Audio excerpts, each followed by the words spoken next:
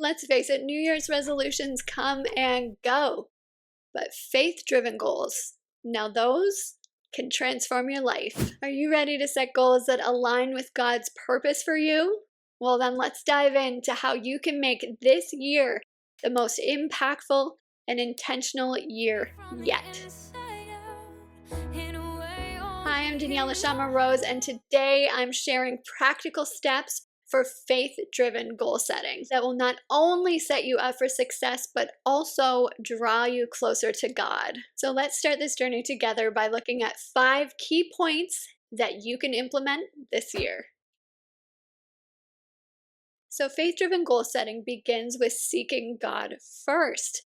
I know I talk about this a lot, but it is important. He belongs first. So before you write down a single goal, take the time to pray and ask God what He wants for your life this year. Proverbs 16:3 reminds us that when we commit our plans to the Lord, He will establish them. This first step shifts the focus from what you want to what He wants for you.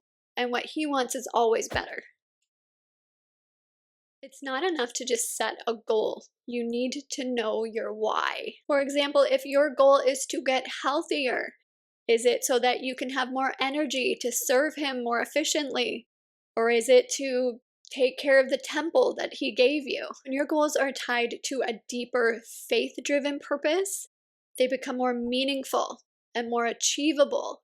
And that's what we want. Last year, I set a goal to read the Bible every night before bed. My why wasn't just to check off the box like something on my to-do list, right? It was to grow closer in my relationship to God and to let His word have a direct impact on me even when I slept. And so that purpose kept me motivated even on the busiest of days. You know, those days where you're just so tired and you just want to go to bed. You're like a Mack truck hit you or something, but it always kept me committed because I knew my why.